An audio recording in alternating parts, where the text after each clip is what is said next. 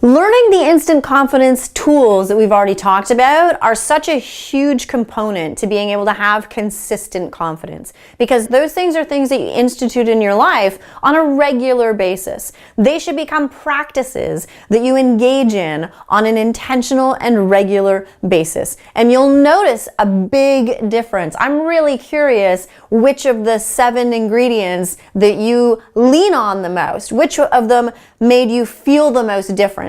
Go ahead and make a comment in the comment section below and let me know which one you are the biggest fan of, because I'm fascinated in the truth and the honesty from everyone in what they really feel makes the biggest difference to them. Again, 25 years working on and studying confidence and how to be able to help people show up with more confidence in themselves when they're alone, when they're in front of somebody one-on-one, when they're in small groups, and when they're in front of 1,000 people on stage. It's the exact same process, just almost like those little Russian dolls. As you start to grow the levels and the circumstances and you push the edges on your comfort zone. I call that owning the edge, being able to play with your edges. So it's all about developing personal confidence in yourself first, and then you start to develop it in different circumstances as well. You know, it's fascinating too. Beliefs are something that absolutely fuels our ability to maintain confidence.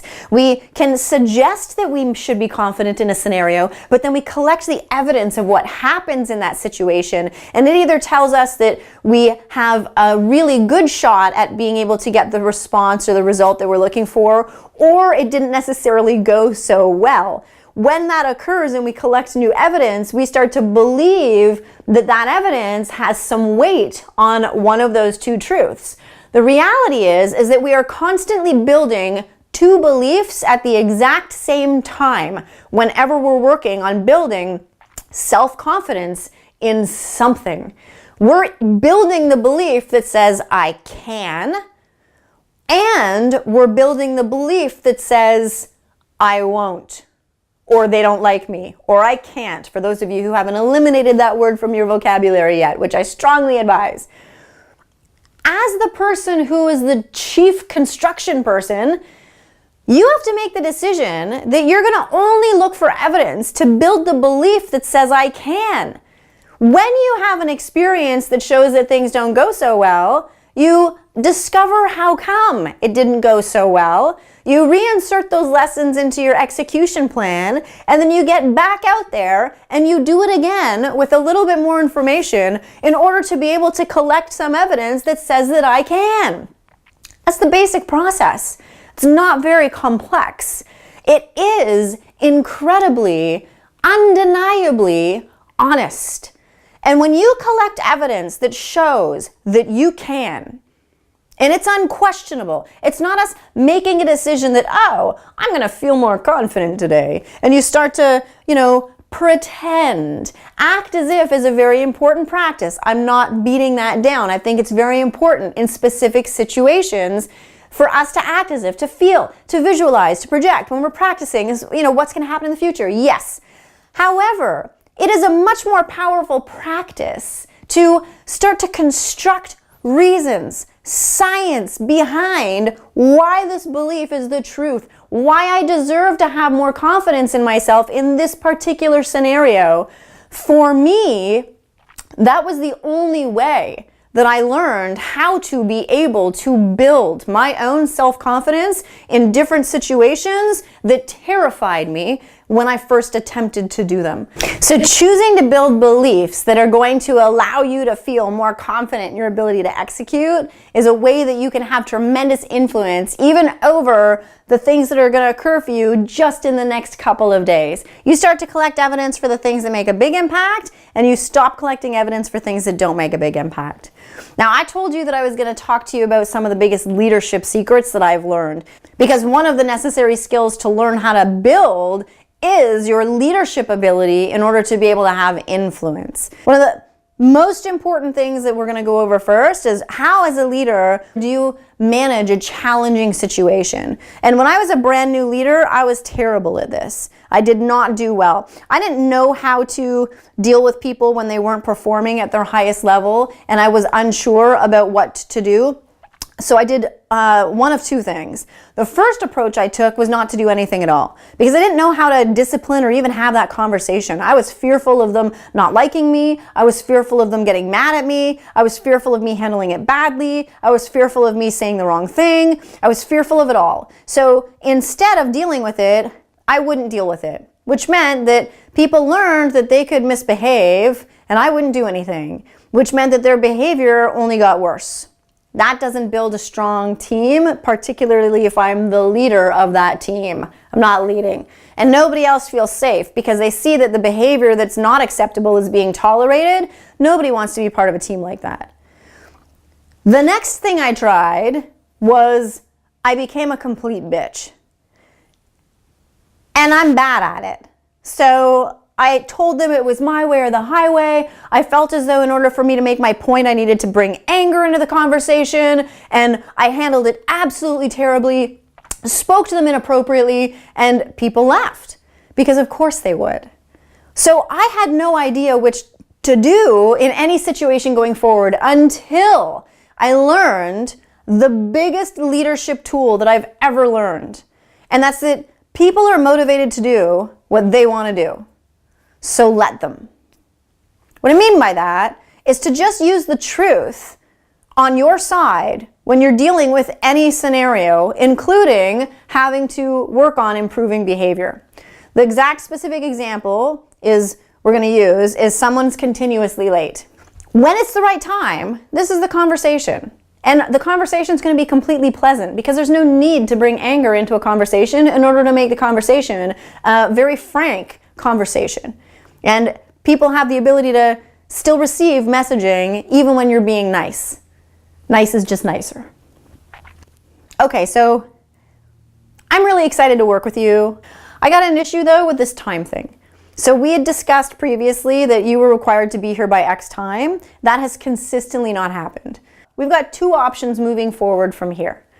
Scenario number one, you're going to deliver and be here on time as you promised from the very beginning of our relationship for the rest of our relationship. But there will never be another day between now and the next minimum 6 months where you're coming in late. Scenario number two is if you choose to do anything else besides scenario number one. And if that happens, then I'm going to have to make the decision that whatever the result is, we can't work together anymore. I'm going to have to bump your contract down. We're going to have to move you to part-time. I'm going to have to move you to another department. I'm going to terminate you. Whatever the result is, that is the truth of what you're going to be forced to do if they can't get their butt in on time. So never make up this discussion. Deal with the truth, but give them the decision to make on their own. So here's scenario number one. Here's scenario number two. I leave it completely in your hands. You tell me what to do based upon what you choose to do, and I will then choose to do what I need to do in response to what you decide to do. Does that make sense? Okay. Is it clear? Okay. Is it unfair? Okay. So you can deal with a scenario and put a really hard line on the behavior, and when they choose which to do, they know what your resulting actions are going to be. The key for you is that you have to deliver based upon whatever these resulting actions are. If they are on time consistently, then you can never bring up their lateness previously, ever. Again, it's not allowed. If they are late, then you've got to deliver the result that you said that you were going to deliver. Otherwise, the entire rest of the team and you are not going to have confidence in your ability to lead this team because you're not leading from a place of truth and you're not executing on the things that you say that you would execute on. So that is the biggest leadership tool that I've ever learned, and I still use it today. People are motivated to do what they want to do, so let them. The next leadership tool that is one of the most important leadership tools as well is that people will fight to be right. How that has an implication into a team is that in order for your team to be equally engaged in fighting to win and succeed, is involve them in the process when you're creating the plan. Bring them into the process of determining how to be able to move forward. Listen to each other.